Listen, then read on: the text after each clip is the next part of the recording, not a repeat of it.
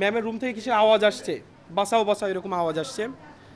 তো হুট করে দেখছি এদিকে যেতে দেখছি যে দুইটা আনসার এবং দুইটা মানুষ ম্যামের রুমের সামনে বসছে যে রুম থেকে এরকম আওয়াজ আসতেছে। তো সাথে সাথে আওয়াজ আর পাইলাম না, যে রুম দরজার সাথে সাথে ভাঙা হয়েছে, ভাঙাই দেখতেছি যে ম্যাম তো একদিকে পড়ে আছে, আর ওই যে মানে খুন করতে আসছে সে নিজের গলা কাটতেছে।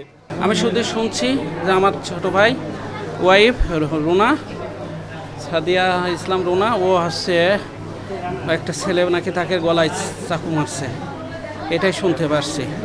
এর প্রেক্ষাপটে এখন হসপিটালে এসে দেখছি যে এই অবস্থা। এখন এখানে আসছে, ওখানে আমরা ওনাকে মৃত্যু পাইছি ওনাকে। তো আমাদের পরীক্ষাতে আমরা মৃত্যু পাইছি ওনাকে। পরবর্তীতে আমরা বসুন্ধরা টিস্যু, অশুদ্ধতার বিরুদ্ধে এক বিন্দুও ছাড় নয়। বিশেষ করে আমরা এটা বের হয়েছি সে মারা গেছে। হ্যাঁ, আর আমাদের ধারণা যে উনি মনোযোগ শক্তি মারা গেছে। তার বিভাগে আগে কাজ করত ফজলুর রহমান নাম কর্মচারী। কয়েকদিন আগে সে রাষ্ট্রবিজ্ঞান বিভাগে তাকে ট্রান্সফার করা হয়েছে। উনি হলেন সমাজকল্যাণ বিভাগের চেয়ারম্যান। তো ওই সময় থেকে তার মনে হয়তো একটু কষ্ট ছিল কর্মচারীর।